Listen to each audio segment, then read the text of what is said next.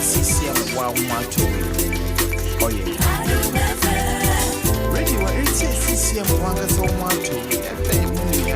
Oh yeah. To memu ani amahodo so manfo ya mamu adwo makwa ba wiase nyina nwumre no NAKET KASIEBO NAKET ne yesi nkonwa a yede ebre mu nsam no ye ne abre ani aboboa no ne yehuhu so huhu amwa nti ntete ba akokora anim etie nkom ko ba se obekasa nsem yere ya nka munyi ba ko na mienu bi firi e ba sa e be ka kiro se abi ta na wa ba ta na bi wa ene de oka no ya tepa enso ye mfa.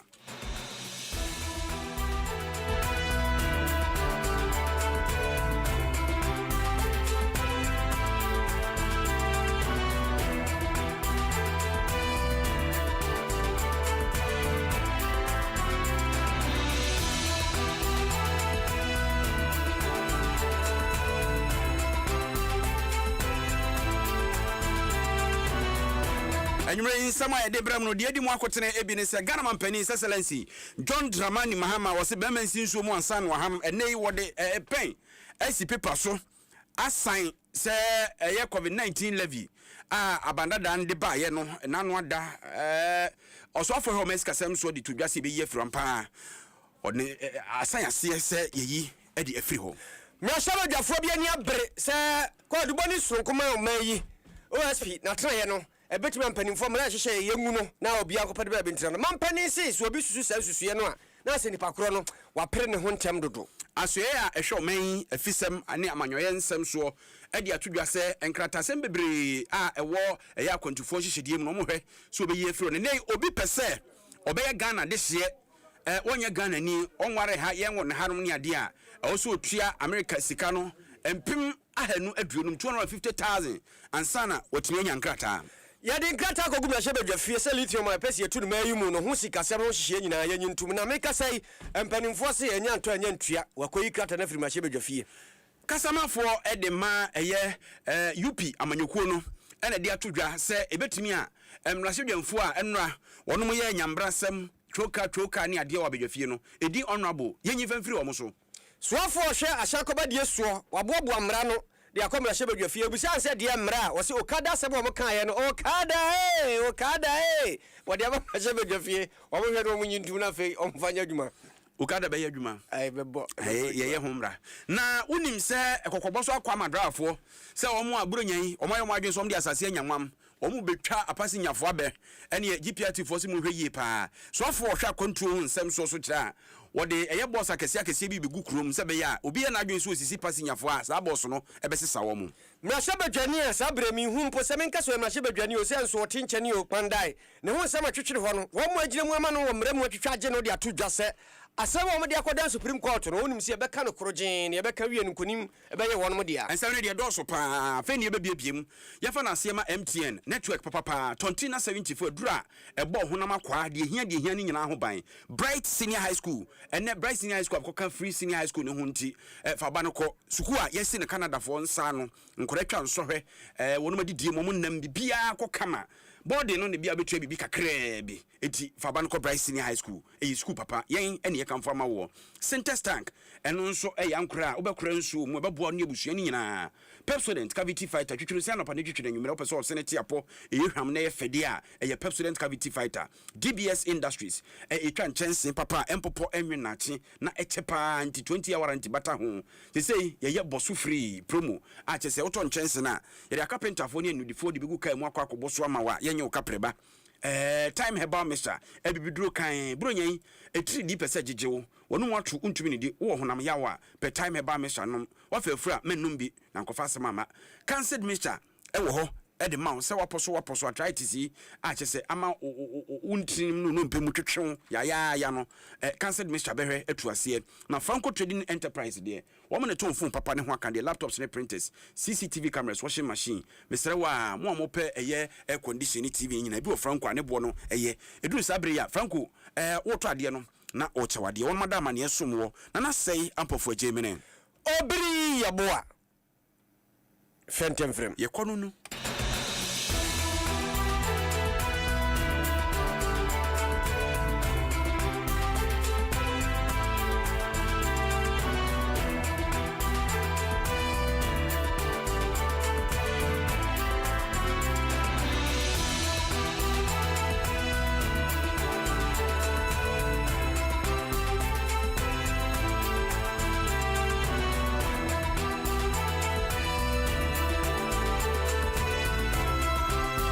Bebacha Bomodia and the Facebook ADOM 106.3 FM. Nany and some you drum and famo. But say and boys any ashes Copenhagen for and say Oba Ebeyaman Penia. Sa etro yare remfu ababa sinse Ghana fo komse kuntum krowi ebetwen yase ema yehuna mane a banda dan de ho tro baye eye COVID-19 recovery levy no obeyi afiri ho na oman mra se bedwafo ene nanu ada fotosanfo ede oman sikasem akwakoto no okan se aban ayenhye nyina wi a wo yi sa tro na afiri ho abayafo ne ye ho adwuma ewieye no na etoje omampani se ode ne nsa be hyekrata na se na watintim meka sei omampani etusa na mo no a kyerese ne oba Facebook a obehunu eye emfoni a omampani ede ne nsa ahye krata se kyerese COVID-19 levy no sisi wayi afiri ho na otintim wieye no eno sema memprum minimum let me clear my throat meka bibi emfa kyerɛ Ghana fo. This is the COVID Health Recovery Levy Repeal Act 2025. And it's my honor and privilege to sign to repeal the COVID levy. Promise made, promise delivered. And today is the 10th of December, 2025. Signed. Purported to provide free water, free electricity, free food, and a lot of things. And to the shock of most Ghanaians after the pandemic was over and after the elections were over, government slapped Ghanaians with a 1% value-added tax, ostensibly to recover what it's supposed to have spent on the COVID pandemic. Ghana continued to remain one of the only countries where we're being taxed for a pandemic that had passed. And so during the election, we promised that when the NDC comes to power, the COVID levy is one of those who repeal. A lot of Ghanaians have disliked this tax, and today I'm pleased that on the 10th of December 2025, I've signed the Repeal Act to remove the 1% COVID levy. Eti Ghana mampani NS wo shebo na bo shero wadi so oba Facebook ane ne phone na da ho no mampani phone na da ho na wo sign din odi nsa bonkum na team so se be ya empa na wo sign nti se meka se free nei e de ekoi yeni eye COVID-19 levy bia e wo memu obi de bi jiwa na ne obu afa so se nipa no mamra enini besa na wo twi ko na wo twi mienu nie asam o me yedi hu komo kese pa ayatran ya ye she date ye mfiri champion ni du nwotwe si ye makwan na kwa dumoni surunko ntra ho ye to din say office of the special prosecutor ye kinka ye hwehwehwe mu no a ye bie ye mram na hyebadwafo afie yitu mu no ane ye se da bi opani matna me dudia wabene mram oyi obi ono ne sika no twa emfa ho ba bi odina obeka na adwene ti opani ye mfa no ne kotran no wakona nim kakra na hye no kotimiye ene ma na kire se fafa fa de otie se de ma na keka fafa na se adwuma no kra magyan menye biem no de adwuma no to ope ba bi fa e wo ho na se abodi se opani kisi ageben odo so abene mra no mpa o obetimi aye kisi ba ye na kisi ba ye to oguso wo ye adwuma na nse no manfo se nti kisi ba ye nyina ni ne ehu hwi sika pudu ya de awura tan he pa yenkoji sika mra ye kwa ye fa hwe mai nsapan yaso kante ne di konsuo we de enya de pa nti amanfo akasa se atran ne yengu no den obi ankopa ne ba bi ntira na ne kwa de wo wa ne beto odwase mra hye bedwa fie dom dodo no fa ukoduru ho apani a woda won ma no monyamfo mahama yarega ene pani a wono gitakra wo gem fredom ma wono e wodom dodo no fa mu opani nesen davia mepo wo mienu nyina ade krata akomra hye bedwa fie se sa amra no ehye ye kura no yansantu sa amra no mu na fa obi ankopa ne ba bi ntira asemi ensio ena yete se mampani so ne peace council ahia edi nkomo enkomodiem na mampani di tu dwase wanyane ntie se nipa bi ahyase esuja edigu OSP ni chem den so wonko adani a womse wo no montimi nya dwuma no se abotre na wose Ghana fonya awrehemu na wose Ghana fonya sanse wono no ye hihye bi sesi ade kwatia prade kankan eboa o ti se ye adwen se ni manimi ya ye nwatran ye mpam wo mo ho no nko a amwa yen na kwa se ya pentem dodo de wo se ye ne se ye bo mu chidom mo mu ye adwuma no mo mu ye kosi asese de be ya pre ne kankan ye betimi atu ase mayi mu. I don't enjoy prosecuting people, but I mean the people of Ghana will not forgive us if people develop impunity in terms of abusing the trust that people have put in them. And so that's why we're resourcing the Economic and Organized Crime Office and the other anti-corruption institutions, including the Office of the Special Prosecutor. And recently, there have been some controversy with the Office of the Special Prosecutor. I think it's premature to call for the closure of that office. The unique thing about that office is it is the only anti-corruption agency that has prosecutorial powers to be able to prosecute themselves without going through the Attorney General. And so people had mistrust with the Attorney General because the Attorney General normally is a member of government and is a minister of state. And so they believe that the Attorney General will be very reluctant to prosecute his own. But if there's an independent office like the Office of the Special Prosecutor, it won't matter who you are because they have security of tenure and they have prosecutorial powers, whether you're a member of government or you're a member of a previous government or you are anybody who has, misappropriated public funds. They have the law is behind them to be able to prosecute you. So I think we should give them a little time. Of course, people want to see, more prosecutions and more results. And so I'll just urge the OSP to speed up.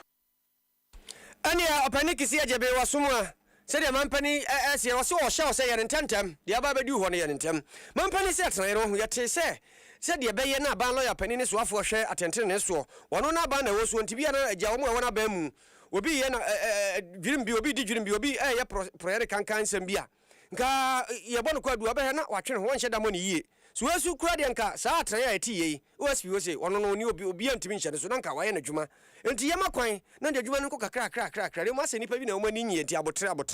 Mampany said, Berry and Waka Champagne for Nicosia and said, a dear Bacons, I did it to pay power, may you moon and sing. A year, and none for some. Sorry, woman so training to quank tinkety a fay a busium to crab, I appear, Casacoma busian, by her say, when you were no dear boy. And also a idea agent to pay a cry, and a dear track to cry, Sunday show Babatuna so, a sassy some woman so train. Nina Kakabum, I must say, what down. A quama, as I am or may bambo crano, bambo for no more bread. So one free and quantity for doa, who are Cosiana for us, woman in the Musa, woman yomuti, no media to baby, woman Yahoo, Nina said, I said, into quank tinkety peja, and to me 1 may to a certain anonymous almost, and a penny shares from Jesu may say, almost for Manun Tumbi, no one can say the bay assume J, you bet him a crack on may. All of us are concerned about the proliferation of conflicts across our country. There's a rising intolerance, you find, and it's resulting as a result of disagreements, first and foremost to do with chieftaincy. You find a traditional area that has been at peace for so many years and a ruler who has been on the stool for decades. And then as soon as he dies, there is a competition and suddenly a chieftaincy dispute arises and lack of tolerance and misunderstanding. Sometimes it breaks out into violence. It is putting a lot of pressure on our security services.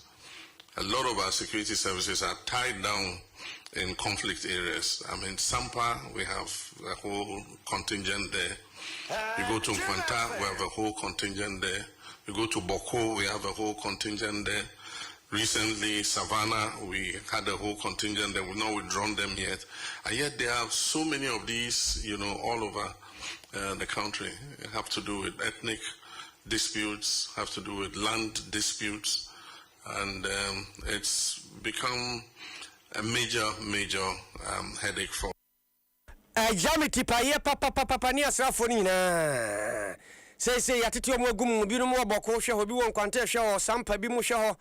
bi no so akodu savana hwe ho ni nyina ye kasa busua komu ntoko ama ne ho so menteme wase asase sam ho man so twe na nanom hemfo ntam ni nyina wase akoro bi ho kora na nkaja ohene watena so mfiti pipipi ho so dwo ho so sisi nyina pese jigu ye how kase pa International Peace Council wasra won mo da womo so foma no ntum no mo nka wasundwe enyina mayim yento aso na yen konsem fofurum se de Ghana de sie epre so mbetu kwan kwa man foforo so na wakope ho nkrata aye ho adehye ene okọ German memu a ye Ghana fododo na oboni din a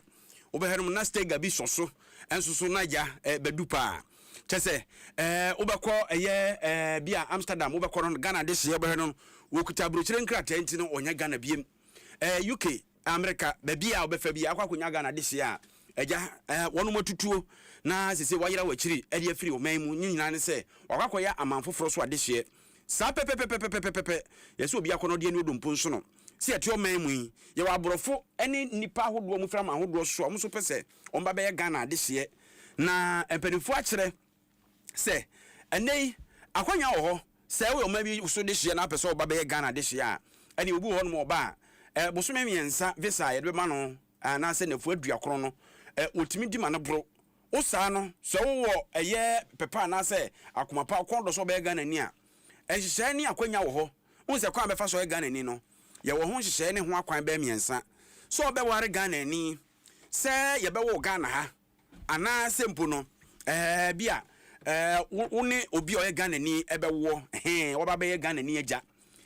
na unye buwe mu bia na wo se wo pese onya Ghana nkrata de a na ne penifo se ne $250,000 eye America dollar no empema hanu aduonum eya ne binum asa ase so mo bo mo hene wo ka na chi ho se na abrochi nkrata ne yese na Ghana de $250,000 yi ene ne chese wo se busuanfo no ya kwagode abrochi nkrata sa na obi e ka wa kire wo so sei ne hihye a empenifo aye ne mu nkyire mu de bata ho de wosa wo hwe de woso yo kwan ya woso fa so ni nyina no yewura mu ntaka mu baraka no yeso afo hwe amanyo ensem so akirikiri.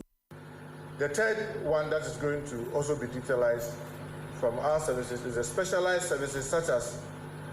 exportation of dead bodies. In fact, until I became the Minister for Interior, I didn't know that if you have someone who is dead and you are going to take the body back to his home country, you need the permission of the Minister of Interior. I didn't know until I came there and I saw that. I asked my children, Madam, what does this one do? So that, if someone dies, the person will have to seek permission from you before that body can be taken with the necessary documentation. From today,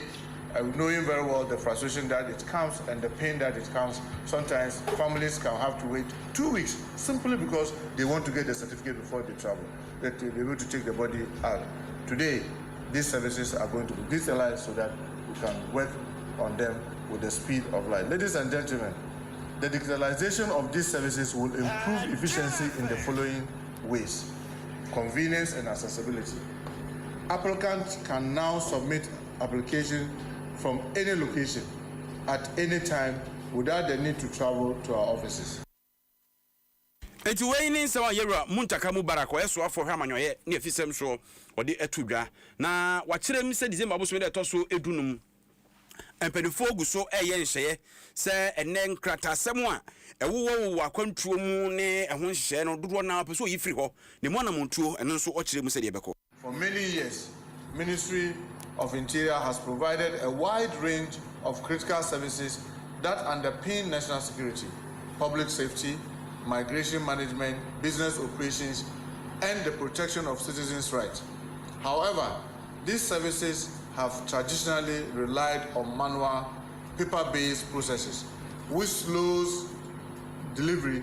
create administrative bottlenecks, and place undue burden on applicants. Mohammed Muntaka Mubarak ene swafo a ohwe amanyo ensem so no ansa ne eye asonase mrahebedwani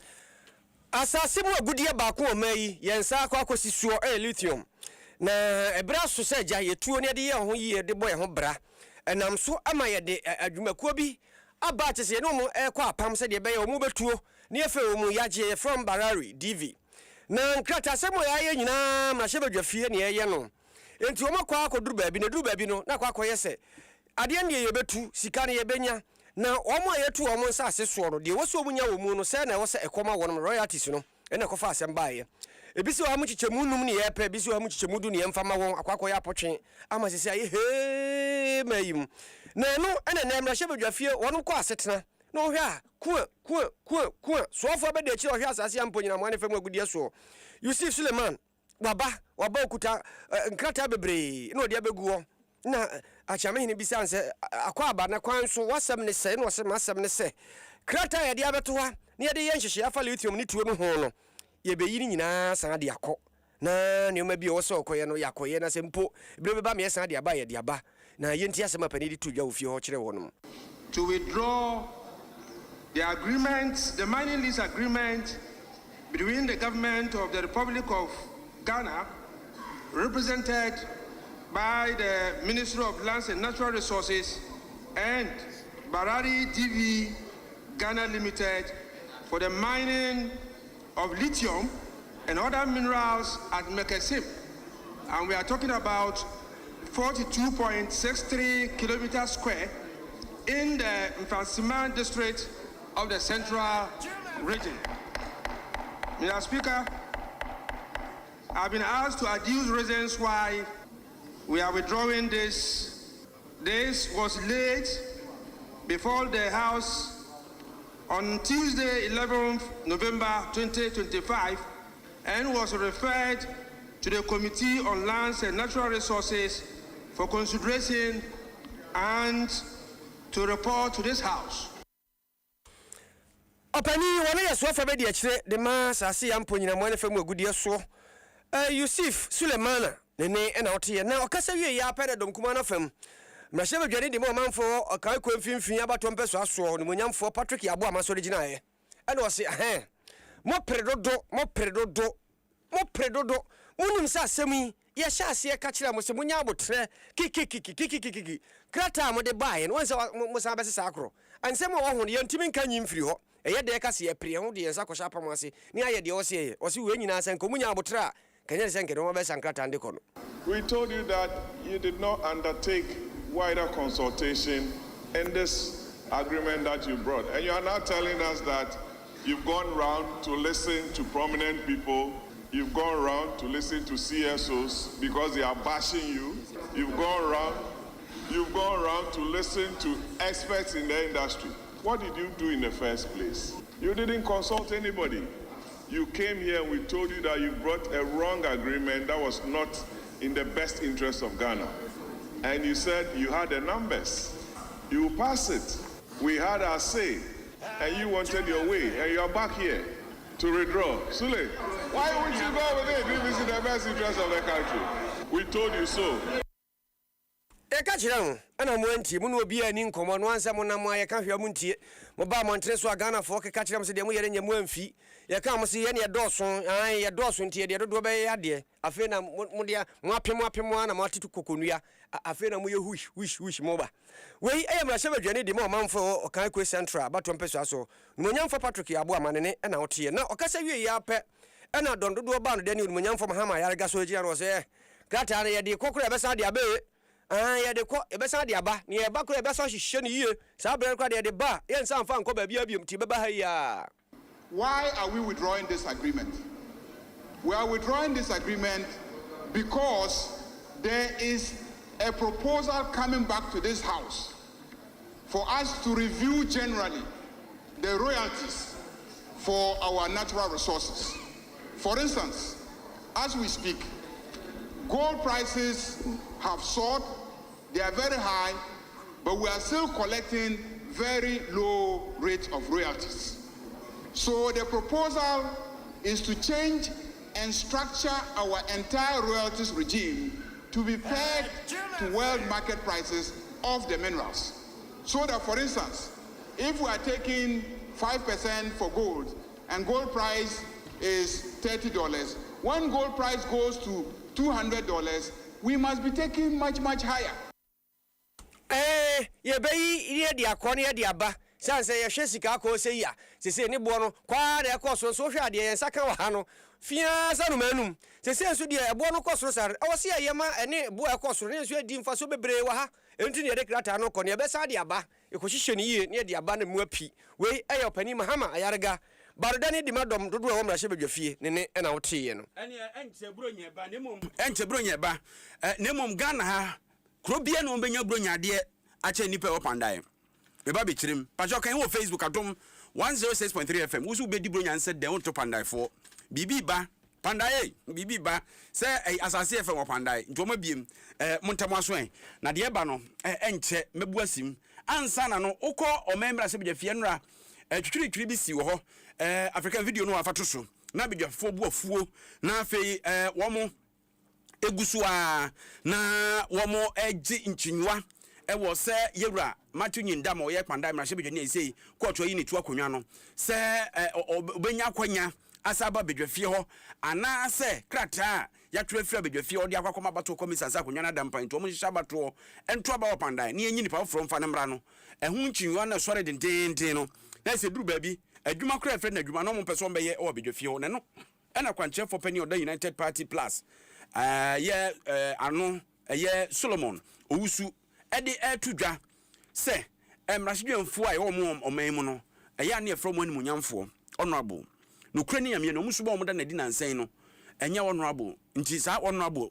dibra no yenyimfiri wo mo so omunya animunyamfo sesei omo ne ya wo mo yenti se gya yese kyerem yonko na menkyere usuban wo se nipa a wono mo hyehye mra no ebiri bia tutrasem ene basabasa yenko an nese o mafa abo omobo a wono mo ye nti die nti na wo se ekoso afro mo so mo ye animunyamfo yenti esem a Solomon Usu edi to dwade bi. Oh, na se we dey tiatia adia mo akoye wo floor parliament service ngwada kranyo ye fra efie ni se emrahye begam de kokko shemra ye nkonko ba twede ye nkonko kase obi kasa ye manen kasa ya ba adwuma ni ye o kofi se wa bre na wontumi nya no atwefo otwo so no akaka che constituency se sia de wa bre ni aye by election na ya pe obi fofo akose wana na se wo kototo ye kose nkonya toto atwede ne sentrata ni ye nya adia obi a se friend honorable de obi a oyo no nyamfo menyi ni se obi ya sade we e wo circle abe friend so obi oyo no nyamfo as obi ya circle abe friend so obi oyo no nyamfo e de ko yer parliament ya wo se odi e no yengo friend no nyamfo eti Solomon Usu ena wote nka no na opani ba kwa wabene wa manyosem o chira manyosem o Pentecost University Dr. Christopher Mpedu ena akire mu se ye be jai se ye frɛ mu sebe ni munyamfo no enkyerɛ hwe asɛm ne da ho no ene ye mpekwa ye befa so ye beka ye den a bedwafo nipa hwene akwa se anasa adwenkyerɛ se nipa hwene a esisi na nimu bu a hwene si na nimu atum se di akonwa enso so no oboso pada ene fe ewu wate ase sa na adwenkyerɛ ne tie eti won be kyerɛ adwene mum se akwa koduru mpempenso se wonom ye neme bia ensem fata no ena wo se hwɛ ne yeka ne yie. The composition of majority and minority. Na majority for no almighty majority. Any minority for who say yes so is Sakura, yes so ye war. Because no is because me feel say we not quite majority majority. And we also not quite no. They also want to accept themselves say yes so a bad yeah me I'm gonna benefit serious. Now yeah ACC parliament what I'm say obi no bit aka say nipa from honorable science we so be from honorable but then Ghana improve one nipa obiye na musifo e parliament as far as they represent the people I to abama almost nye na musifo no enti yapo wo ya na musifo nto wo ya munyamfo na Ghana de hye bi akro mo adwen se ye ena wo mo ye ne bi ensem fatase na nke twom so e bia nke binom atwo mo afiri sade no like to my right in there like there's no need for say also mo kon parliament and one thing about it is as far as say omo no me emrahye bedwafo a omo be hye mrama ye Ghana for no there's no need say also mo koye basabasa e parliament say so omo ye basabasa that then I was here punish you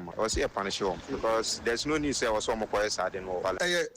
ahotisem say wo parliamentary yakto abama se ko gina ya nam na kasa mo man no the man ebetimi akoso na wakoso na say opponent e de bi na anya ada so be free home na ba oman na so ate say ade a yen krofo eyi ebe ha oman no enti yen hwe ho asem kan na mo nkogina ho na mo nkontokwa abra aman nyina ehwe ne yekoso wo oman no mu am say we nye first time ade na si enti both sides ni nyina no they are playing with the intelligence of the citizen yes endra no me say nyina Ghana for na sempanyifo enti omo ase na ya ye wechire no de no mo pese yenye Ghana de hye ne bi asem no se banyansafo ebu ne be yen kana asem titi ene asetre ne mu a gusu tie no a no mu se pani ba konso akunkon ba ene ne fugu se tie ni odenden saa no wo so no ba wo mo hwe ya pani nikpe onie Joseph Bukari nikpe anu wa pie no se agya nikpe na aha wa be pie mu ha no se han ma be pie mu ha me ba ya amasem ye tiawa wim se me yesoafo a me na me hwe ahyan koba de yesuo no se an no se mamra bi wo ho me pese ye sesan no hu na ye ne fofo no okada ye de ka ho eno ye ahyan koba de hu nsem a Road Traffic Act 2004 aje se wabia akokodru Act 683 eho na mpese mo hwe no afidie tutanfo ka ho afidia na ya miense ya tetafo yi ka ho ni nyina ya mfa nwura mu mame se de beya bema o manfo de adwuma no wono manya sika sanse no so sika adwuma ni bi ana wono mo ye wo se ni nyina ne so mo pese o mo dadan o kada no mu ama ne bana ni mu na ya akono na ye fe ene obehwe na abombele tibi ebomu na asim ene o mebema o bamba akoso nyina ne aye ne kama ntina wode grata akofie o se anya mra no kada ye nyanyi ntu na ne o kada babi anambia na ye adwuma ntimi nkohia no nche no nkase ye ntwida bi oye na adwuma sanse mamra etachire. We've been having a lot of issues that has to do with our road users, and this bill seeks to bring about some stricter punishment to road users, bring about safety measures to the road users, and also provide for the effective and efficient usage of our roads. The bill seeks to provide for limits in determination of alcohol concentration in our drivers. Of late, we have realized that a lot of accidents are due to human factor. That includes drivers driving under alcoholic content and also under stress driving. And this bill seeks to bring about the limitation from 0.08% of alcohol concentration in drivers to 0.05%. Onomanyamfo Joseph Bukari Nikpe wana ya swafo hwe ahye ko bade yesuo ana o kase na o wie ne kasa na o se papa so pa homa so onye nanu mode oni yemu no ope we no se ye amemra ta akire na eye adwuma maburu dodo no wo ni adwuma yo no omdo mu wura mu abema omanya adwuma ye na mom sika sem so timi agina. This we believe will help sanitize our roads. Again, Mr. Speaker, it also seeks to provide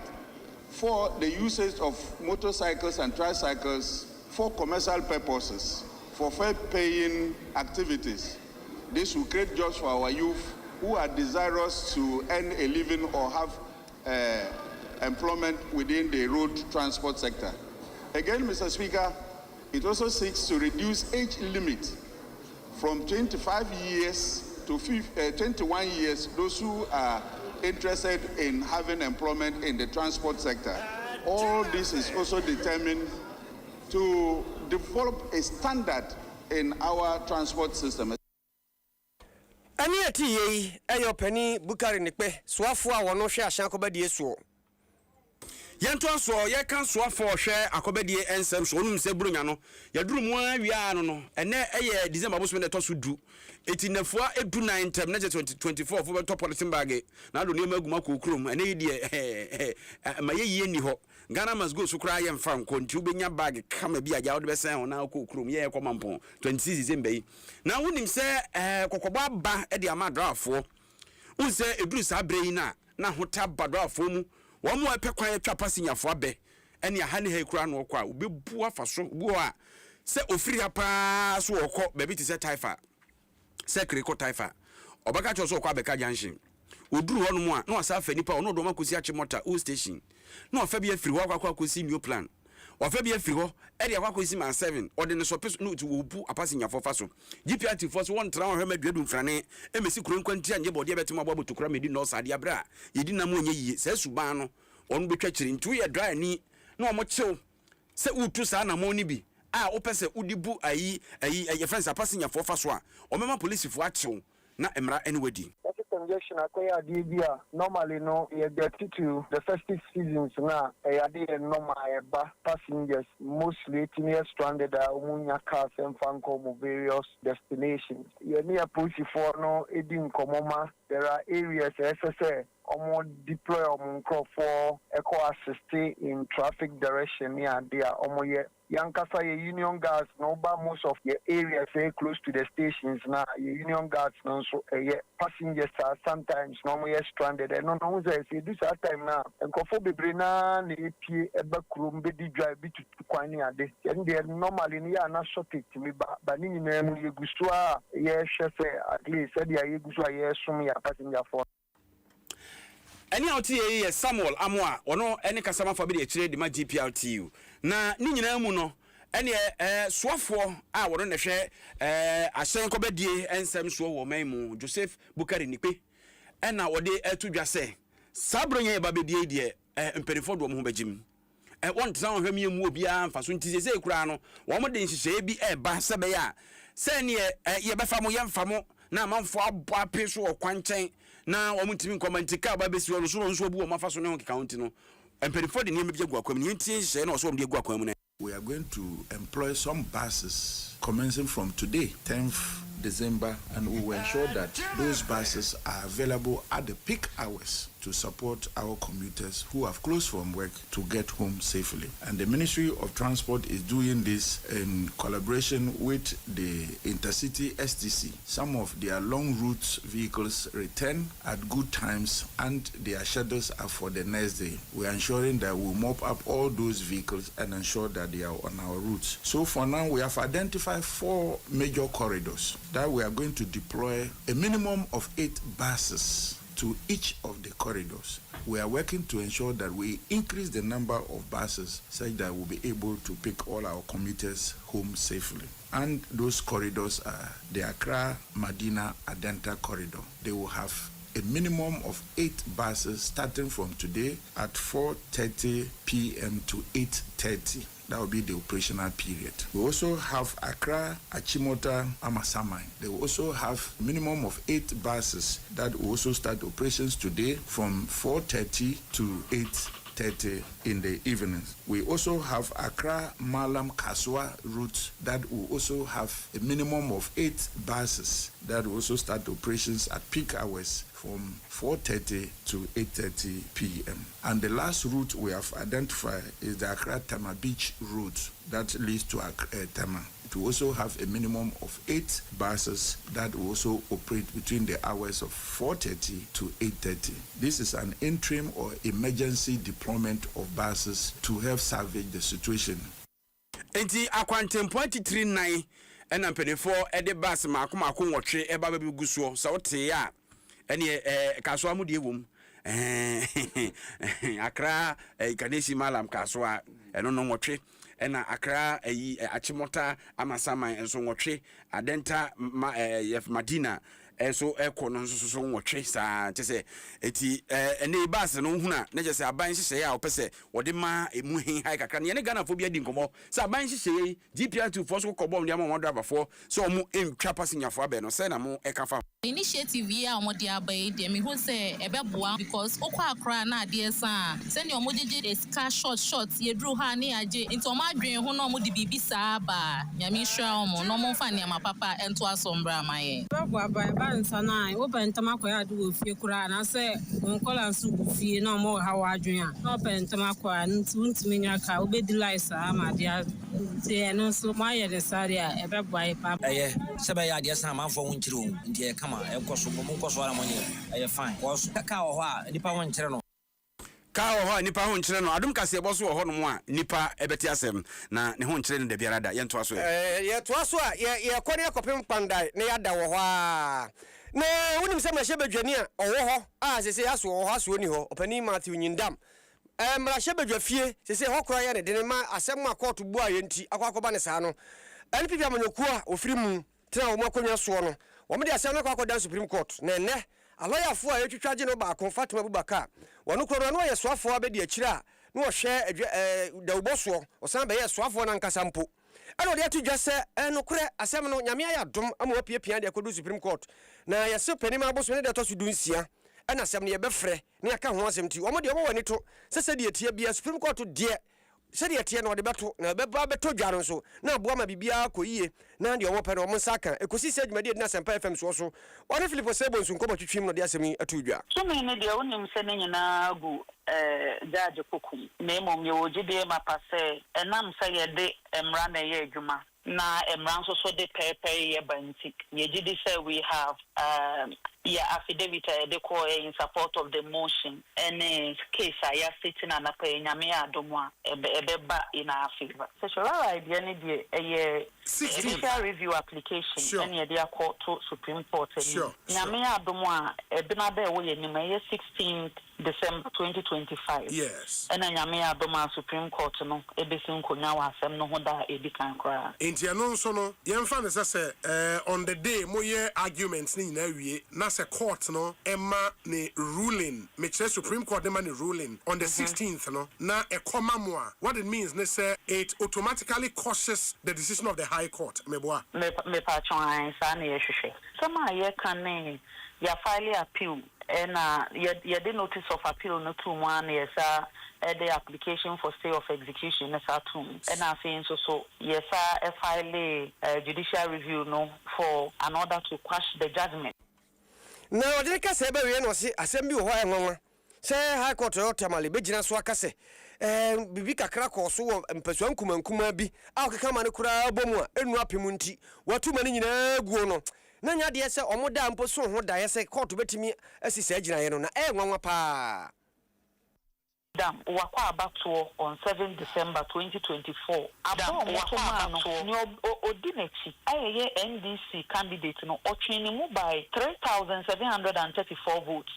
Decisively he won. Enya aba obeka so we di 50 bi na 3 bi 3 to say honorable titles yeli bi anase close. It's not even a close election. And I'm here to sumienu. Yes, elections are won at the polling station. Aba omokoto ye no so no. Ushemwa out of the 152 polling stations, 150 agents of both the NDC and NPP almost sign me. So do agent to Kojina polling station near Kotoaba, na BBA Yene Kodren near Kine Bubo, na ye pursue now agent to sign Obin Pastor as a Chenese. As a Chenese, who agent and answer one now Musini no wajia to say, Abaya to Wahase, a call so kama.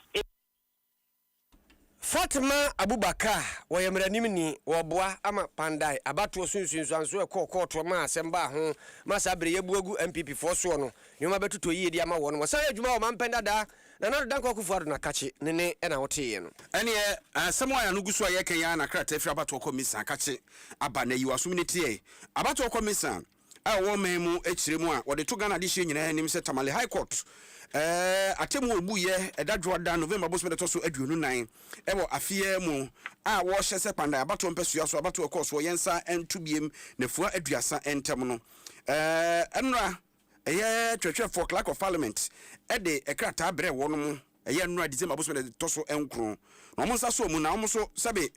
unim dia won se de wo no mo entena so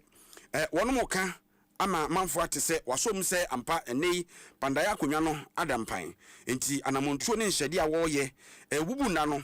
wahye se nyame adom a edabrada December boso me to so aduasa 30th December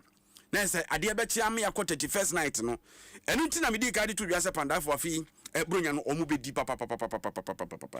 esansa manyofo baba be gu pandai ho na ne MPP fo nie NDC fo nie eba saa unimu a momfrɛ ayi ase no ofofo na mumisa wo se ekosai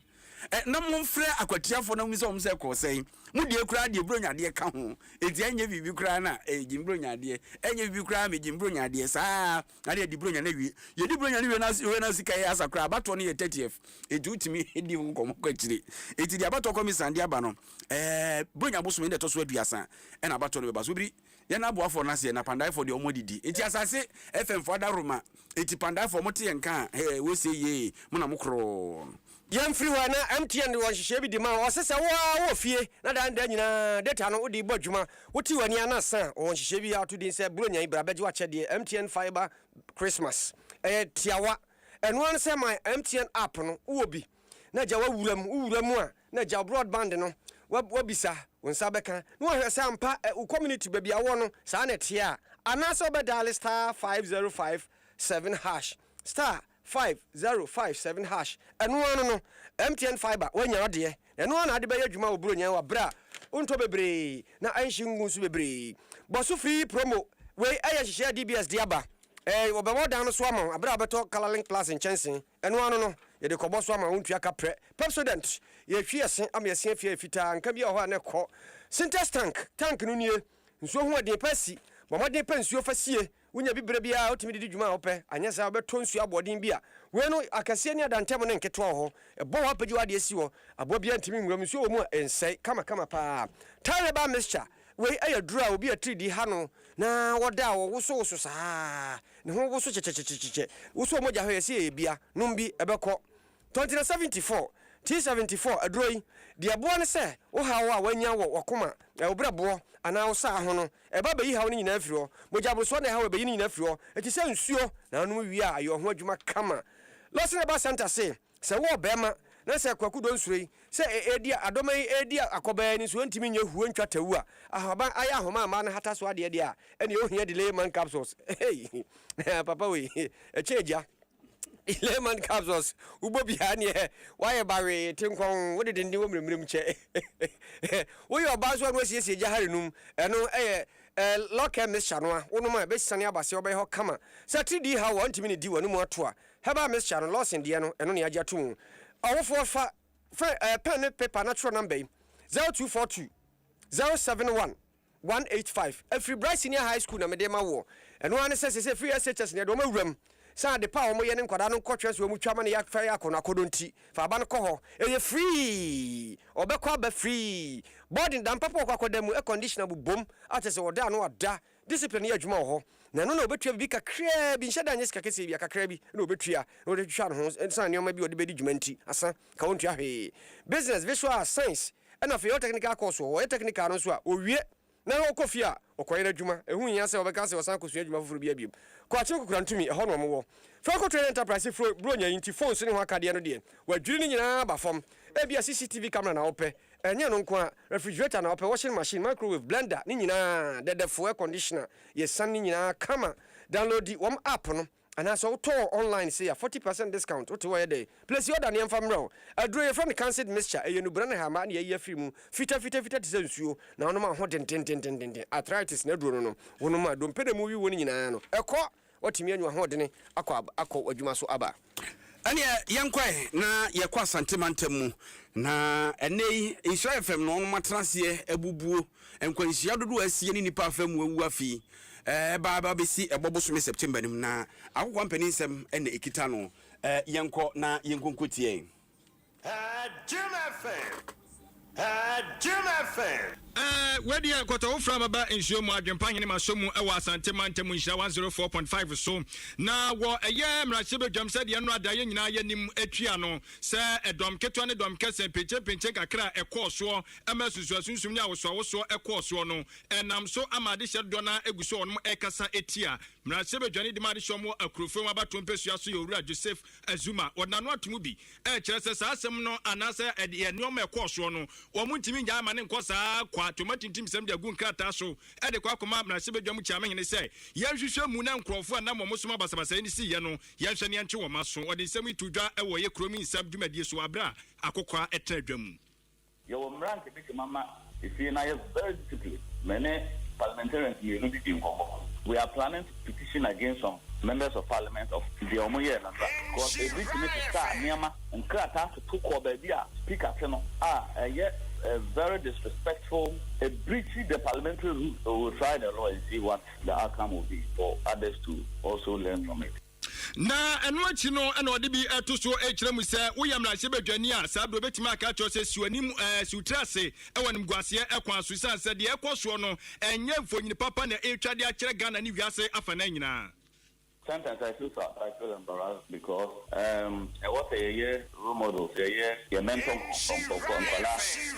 from more interested at some way politics. And they said that now we said the way title on the Mayan, I will mind her. And to say, good if you're not a put the not saying the be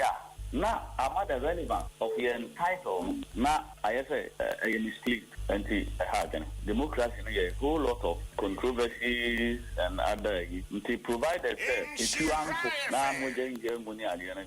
but the way I think that we need to put a stop to certain things so that and do baby that for the best quality do baby and then we are now more chamber.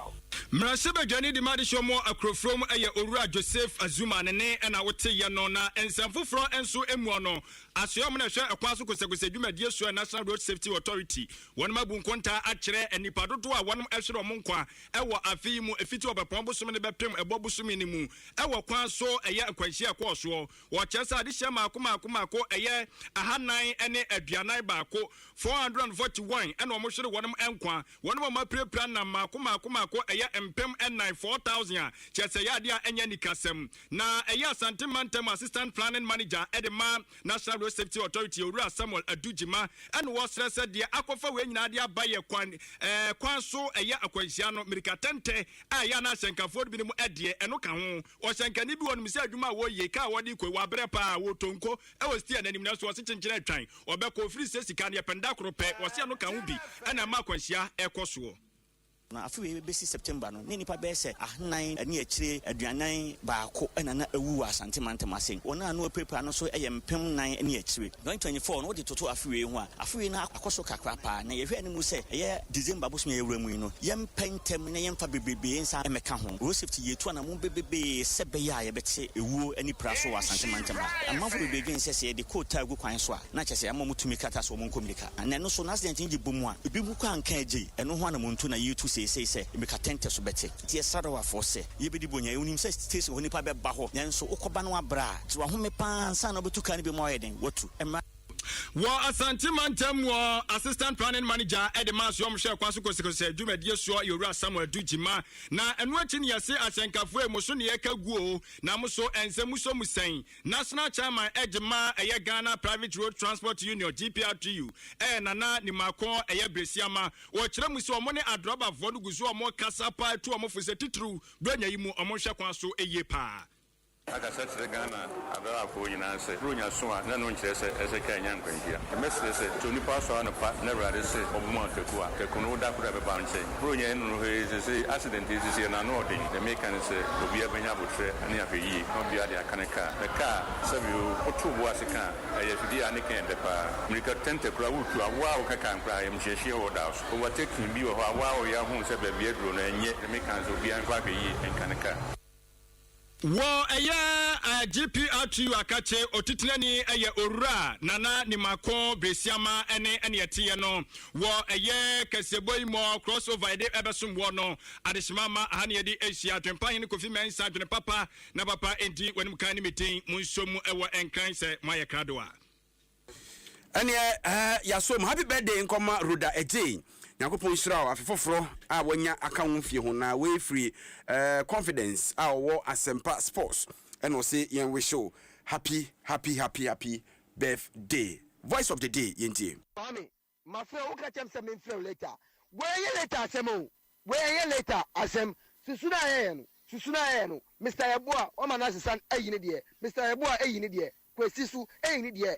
Susu kofo ani 30, my struggle about 13th. My struggle but 13th. She said, "Do me say me, you know, I just said Darby. Who can say Darby? Mr. Thompson, I saw it. Osa, Mr. Thompson, and I saw Osa. Abra, Sikani, Esan Susuntem. Yet the Sikani Susu Emanentem. I saw this Sikanino. Mr. Thompson, what in the call last? What in the call last? I saw you need the anthem. Sikani in Susumanentem. Sikani in Susumanentem. Many occasions is here, made the motto about Bruabi. Minimum to Alba Robbie, or that's what is here. And the Banner Trinity. And the Banner Trinity, me yes, cano, never quote your you know. Yes, can never quote your may you know, call me. It is Shana, Mr. Thompson, for the callers. It is the only to Susua, you need your man in term. Your family and I say, I'm for Jane. Oh, Billy, your boy. Phantom from the damages. You assume 20th December. 9 lessons and carols ADOM TV baso dentente wo National Theatre and ye Kumawu Stars ni nyina ba 50 cities per National Theatre na adwomtofo ka ho PCS star nom ne ade nyame adoma 25th December na kwesipi enya 25 years and also the icon ewo East Legon ho na show no baso a lot of artists 26th December Ampo for J Leaves concert ewa Asante Mampong Ofuriampon Sampa Thomas Keche Kwame Apia Ali Baba Foster na se Ampo for Jemi Ankasa so migire mu Asante Mampong nya asem keto akra na afei 1st January Strictly High Life dwumadie no so eba so ewo La Palm Royal Beach no so emu ode Adom FM ene ede bra onti ta date am de ama we fagu ho na bia de akire obete de Kwame Kulenu adan mununkum Aisha Ibrahim Yatiwa Okusara ena afei Adom Kasiebo demfo akanyina omnyina boye chidom na Africa die ko Facebook ni YouTube yara mase ebese hia Je m'appelle Jim.